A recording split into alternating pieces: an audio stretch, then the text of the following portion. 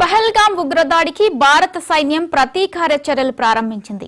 26 మంది అమాయక ప్రజలను పొట్టన పెట్టుకున్న ఉగ్ర మూకలను వెంటాడి మరీ చంపుతోంది. ఈ క్రమంలోనే పహల్గాం ఉగ్రదాడితో ప్రమేయమున్న లష్కరే తోయిబా టాప్ కమాండర్ అల్తాఫ్ లల్లీని భద్రతా దళాలు మట్టుబుట్టాయి. బందిపోరాలో శుక్రవారం జరిగిన ఎన్కౌంటర్లో అల్తాఫ్ లల్లీని అంతమొందించారు జవాన్లు.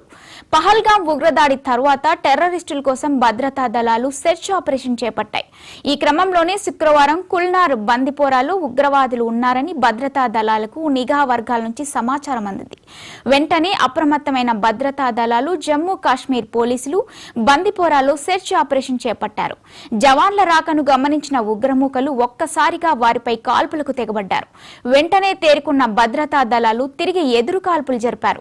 భద్రతా దళాలు ఉగ్రవాదుల మధ్య భీకరంగా ఫైరింగ్ జరగగా భద్రతా దళాల కాల్పుల్లో లష్కరే తోయిబా టాప్ కమాండర్ అల్తాఫ్ లల్లీ హతమయ్యాడు. ఉగ్రవాదుల కాల్పుల్లో 2 జవాన్లు గాయపడగా చికిత్స నిమిత్తం వారిని వెంటనే అధికారులు ఆసుపత్రికి తరలించారు. ప్రస్తుతం వారి ఆరోగ్య పరిస్థితి ఎలా ఉందనే విషయం తెలియాల్సి ఉంది. ఇప్పటి వరకైతే ఎలాంటి ప్రాణ నష్టం జరగలేదని అధికారులు వెల్లడించారు.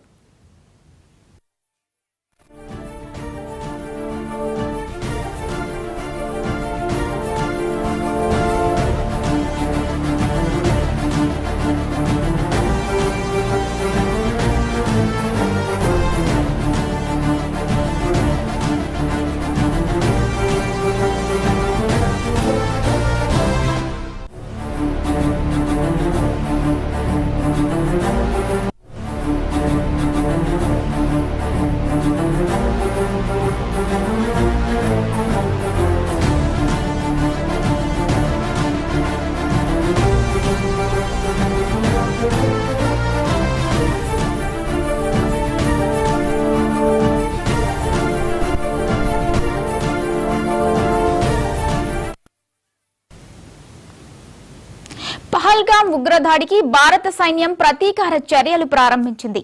26 మంది అమాయక ప్రజలను పొట్టన పెట్టుకున్న ఉగ్ర మూకలను వెంటాడి మరీ చంపుతోంది. దీనిపై మరింత సమాచారం మా ఢిల్లీ బ్యూరో చీఫ్ శిరీష్ అందిస్తారు. శిరీష్, చెప్పండి.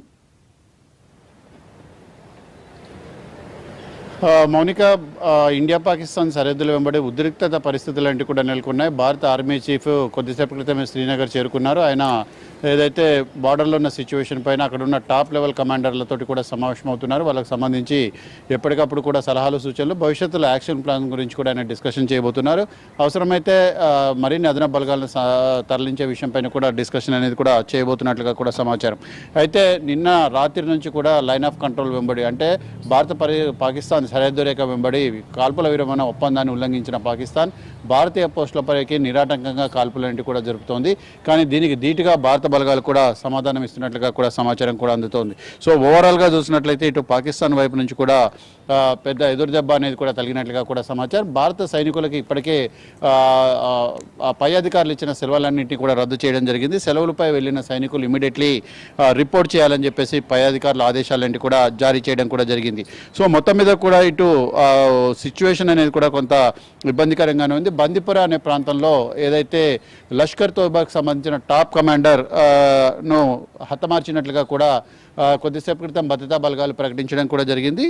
శ్రీనగర్కు చేరుకున్న భారత ఆర్మీ చీఫ్ ఉపేందర్ త్రివేది అక్కడ ఉన్న పరిస్థితిని సమీక్షిస్తున్నారు. ఎక్కడెక్కడైతే సున్నితమైన ప్రాంతాలు, సమస్యాత్మకమైన ప్రాంతాలు ఉంటాయో అక్కడికి అదనపు బలగాలను కూడా తరలిస్తున్నారు. ఎలాంటి పరిస్థితులు ఎదురైనా కూడా సిద్ధంగా ఉండాలని చెప్పేసి ఆర్మీకి ఇన్ఫర్మేషన్ అనేది కూడా ఆదేశాలంటే కూడా ఇవ్వడం జరిగింది. అయితే ఎల్ఓసి వెంబడి భారీగా కాల్పులంటే కూడా జరుగుతున్నాయి. ముఖ్యంగా లీసా వ్యాలీ అనే ప్రాంతంలో పాకిస్తాన్ చేసిన కాల్పుల ఒప్పందాన్ని ఉల్లంఘించి పాకిస్తాన్ కాల్పులకు తెగబడింది. దీనికి ప్రతిగా భారత దళాలు కూడా కాల్పులు జరిపినట్లుగా కూడా సమాచారం. ఈ లీజా వ్యాలీలో 4 పాకిస్తాన్కు సంబంధించిన సైనికులు చనిపోయినట్లుగా అక్కడ లోకల్కి సంబంధించిన సోషల్ మీడియాలో సమాచారం కూడా అందుతోంది. దీనికి సంబంధించి ఇంకా అధికారికంగా ధృవీకరణ అనేది కూడా చేయాల్సి ఉంది. ముఖ్యంగా చూసినట్లయితే భారత సైన్యం జరిపిన ప్రతీకార చర్యల్లో భాగంగా పాకిస్తాన్ ఆధీనంలో ఉన్న పీఓకోలోని లీసా వ్యాలీ అనే ప్రాంతంలో కనీసం 4 సైనికులు చనిపోయారు. ఇంకా చాలా మంది కూడా గాయాలైనట్లుగా కూడా సమాచారం కూడా అందుతోంది. ఈ లైన్ ఆఫ్ కంట్రోల్ వెంబడి దాదాపు 3 ప్రాంతాల్లో పెద్ద ఎత్తున కాల్పులు షెల్లింగ్స్ అంటే మోటార్ షెల్స్ ద్వారా పరస్పర కాల్పులు అనేవి కూడా జరుగుతున్నట్లుగా కూడా సమాచారం. ఈ ఘటనలో ఈ ఘటన అనేది కూడా చాలా తారస్థాయి కూడా చేరుకున్నట్లుగా కూడా తెలుస్తుంది. కానీ భారత వైపు నుంచి మాత్రం ఎలాంటి ప్రాణ నష్టం అనేది కూడా జరిగినట్లుగా కూడా సమాచారం లేదు. కానీ భారత బలగాలు మాత్రం ధీటుగా సమాధానం కూడా ఇస్తున్నాయి. ఇటు భారత్ కూడా ఏదైతే ఎల్ఓసి అగ్రిమెంట్ ఏదైతే ఉందో దాన్ని కూడా పక్కన పెట్టడం కూడా జరిగింది. సో మొత్తం మీద కూడా ఉగ్రవాదులకు పాకిస్తాన్ ఏదైతే ప్రోత్సాహం అనేది కూడా అందిస్తుందో అనే దానికి కీలకమైన ఆధారాలన్నింటినీ కూడా సంపాదించడం జరిగింది. ఈ కీలకమైన ఆధారాలన్నింటినీ కూడా ఇప్పటికే భారతదేశంలో ఉన్న విదేశీ రాయబారులందరికీ కూడా అందించారు. ముఖ్యంగా పాకిస్తాన్ మద్దతుతో జరుగుతున్న ఉగ్రవాద కార్యకలాపాలు, అదేవిధంగా పహల్గాంలో అమాయకులైన యాత్రికులపై జరిపిన దాడి వెనుక పాకిస్తాన్ యొక్క హస్తం, వీటన్నిటికీ సంబంధించి కీలక ఆధారాలు వాటన్నింటినీ కూడా అందజేయడం కూడా జరిగింది. సో మొత్తం మీద కూడా ఈ ఆధారాలపైన ఐక్యరాజ్య సమితికి సంబంధించిన భద్రతా మండలిలో ఉన్న శాశ్వత సభ్య దేశాలు ఏవైతే ఉన్నాయో అమెరికా, రష్యా, చైనా, ఫ్రాన్స్, యూకేలకు కూడా వీటిని అందించడం కూడా జరిగింది. ముఖ్యంగా పాకిస్తాన్ ప్రోత్సహిస్తున్న సీమాంతర ఉగ్రవాదాన్ని ఆ దేశాలు ఖండించడం కూడా జరిగింది. ఖండిస్తూ భారత్ ఆ ఉగ్రవాదంపై జరిపే పోరాటంలో అన్ని విధాలుగా మద్దతు ఇస్తామని చెప్పేసి కూడా ప్రకటించడం జరిగింది. ఈరోజు ఉదయం కూడా ఇటు అమెరికా, ఇజ్రాయెల్ వైపు నుంచి కూడా మళ్ళీ దీనికి సంబంధించి స్టేట్మెంట్స్ అనేటివి కూడా రావడం కూడా జరిగింది. అయితే భవిష్యత్తులో భారత్ ఎలాంటి ప్రతిస్పందన చర్యలు తీసుకున్నా కూడా ఎవరు కూడా అభ్యంతరం చెప్పే పరిస్థితుల్లో లేరు అనేది కూడా ప్రస్తుతం నిపుణుల యొక్క అభిప్రాయం. అంటే ఆ రకంగా పాకిస్తాన్ అంతర్జాతీయంగా ఇటు దౌత్యపరంగా ఏకాకిని చేసే ప్రయత్నం అనేది కూడా జరుగుతోంది. ఆ ప్రయత్నాలన్నీ కూడా సక్సెస్ అయిన తర్వాత అప్పుడు సైనిక చర్య చేపట్టే విషయం పైన ఆలోచన అనేది కూడా చేస్తారు. ఇప్పటికే సరిహద్దు రేఖ వెంబడి భారతదేశానికి సంబంధించిన యుద్ధ విమానాలు, అధునాతన ఫైటర్స్ అనేవి కూడా గస్తీ అనేది కూడా నిర్వహిస్తున్నాయి. ఎలాంటి సిచ్యువేషన్ ఎదురైనప్పటికీ కూడా వాటిని ఎదుర్కొనేందుకు యాంటీ మిసైల్ స్క్వాడ్ని కూడా అక్కడ డిప్లాయ్మెంట్ చేయడం కూడా జరిగింది. ఒకవేళ పాకిస్తాన్ నుంచి ఏదైతే రెచ్చగొట్టే చర్యల్లో భాగంగా మిసైల్ దాడులు కనుక జరిగితే వాటిని ఎదుర్కొనేందుకు కూడా అన్ని రకాలుగా సిస్టాన్ని అలర్ట్ చేయడం కూడా జరిగింది. మొత్తం మీద కూడా అయితే ఇది ఒకవైపు ఉంటే భారతదేశంలో కొత్త కుట్రలకు పాకిస్తాన్ తెరలేపిందని చెప్పేసి కొద్దిసేపు క్రితమే ఐటీ మంత్రిత్వ శాఖ ప్రకటించడం కూడా జరిగింది. అంటే భారతదేశంలో ఉన్న ప్రముఖులు, ఈవెన్ ప్రధాని నరేంద్ర మోడీతో సహా వివిధ రాజకీయవేత్తలు, ప్రముఖుల యొక్క ఫోటోలు ఉపయోగించి భారతదేశంలో ఒక సోషల్ మీడియాలో ఏదైతే తప్పుడు సమాచారాన్ని వ్యాప్తి చెందేందుకు పాకిస్తాన్కు సంబంధించిన హ్యాండర్లు ప్రయత్నిస్తున్నారు అన్న విషయాన్ని కూడా ఐటీ శాఖ గుర్తించడం కూడా జరిగింది.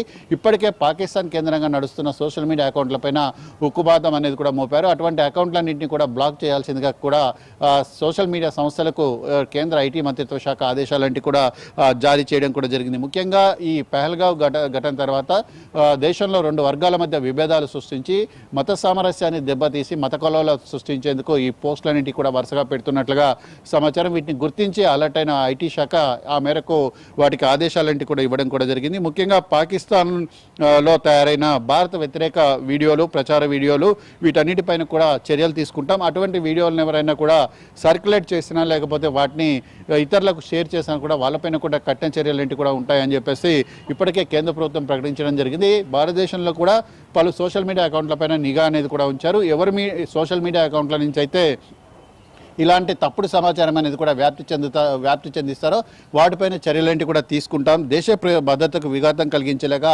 అవాస్తవ సమాచారం, అదే విధంగా విదేశీ ఉగ్రవాదుల యొక్క భావజాలం, వారి యొక్క ప్రేరణతో కూడిన వీడియోలను షేర్ చేయడం పైన కూడా కఠిన చర్యలేంటి కూడా తీసుకుంటాం. ఐటీ చట్టం, దేశద్రోహం నిబంధనల కింద ఈ విచారణకు గురి కావాల్సి వస్తుందని చెప్పేసి భారత ప్రభుత్వం ఇప్పటికే హెచ్చరికలంటి కూడా జారీ చేయడం కూడా జరిగింది.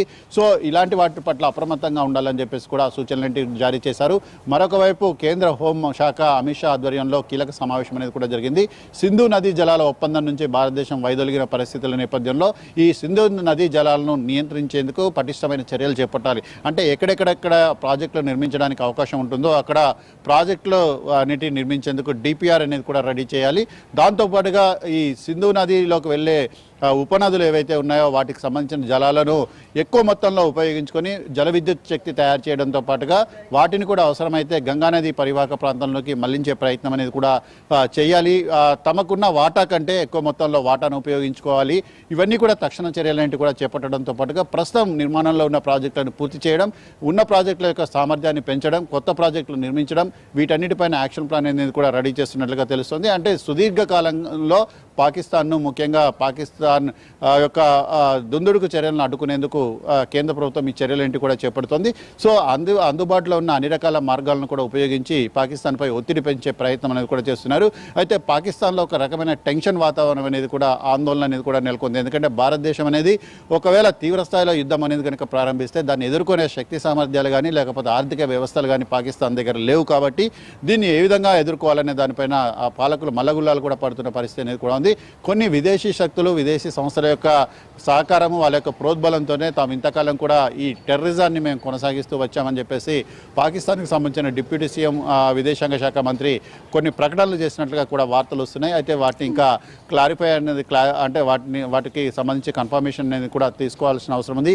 ఏదేమైనప్పటికీ తీవ్రవాదుల దాడి తర్వాత పరిణామాలు అంటే చాలా వేగంగా మారుతున్నాయి. తీవ్రవాదులు అంటే ఈ ఘటనకు పాల్పడిన 5 తీవ్రవాదులు ఇద్దరికి సంబంధించిన ఇళ్లను ధ్వంసం చేయడం కూడా జరిగింది. స్థానికుల నుంచి కూడా సహకారము మద్దతు అనేది కూడా ఉండడంతో ఆర్మీ కూడా అంతే యాక్టివ్గా బార్డర్లో తమ యాక్టివిటీస్ను కొనసాగిస్తోంది. మౌనిక, శిరీష్, ఉగ్రదాడి ఘటన కారణంగా పారామిలిటరీ సైనికులకు సెలవులు రద్దు చేశారని రిపోర్టు జారీ చేశారు.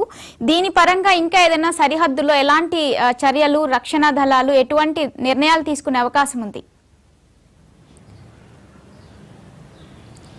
అయితే వివిధ ప్రాంతాల్లో మోహరించి ఉన్న ఫ్లీట్ ఏదైతే ఉందో అంటే ఎయిర్ ఫోర్స్కు సంబంధించిన ఫ్లీటు, అదేవిధంగా వాటన్నిటిని కూడా స్క్వాడ్ అని చెప్పేసి కూడా పిలుస్తారు. కొన్ని యుద్ధ విమానాల సమూహం స్క్వాడ్రన్ అని చెప్పేసి పిలుస్తారు. వాటిని అవసరాన్ని బట్టి ఆ ప్రాంతానికి తరలించేందుకు ఏర్పాట్లన్నీ కూడా చేయబోతున్నట్టు తెలుస్తుంది. ఇప్పటికే ఫ్రాన్స్ నుంచి కొనుగోలు చేసిన రాఫెల్ ఫైటర్స్ ఏవైతే ఉన్నాయో రాఫెల్ ఫైటర్స్, అదేవిధంగా రష్యా నుంచి వచ్చిన అధునాతన మిగ్ విమానాలు ఏవైతే ఉన్నాయో సుఖోయ్ మిగ్ విమానాలు ఉన్నాయి.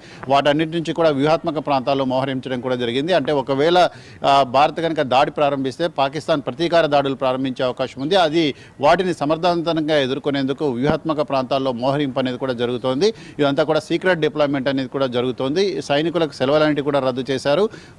ఇమీడియట్లీగా రిపోర్ట్ చేయాల్సిందిగా కూడా ఆదేశాలంటివి కూడా జారీ చేయడం జరిగింది.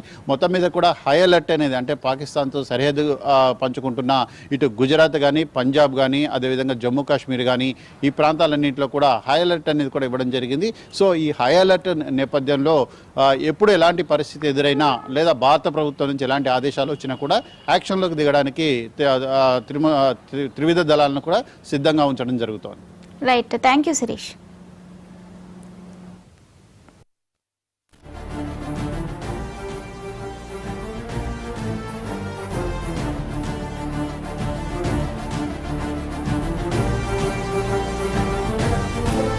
Crossed in from the Punjab border.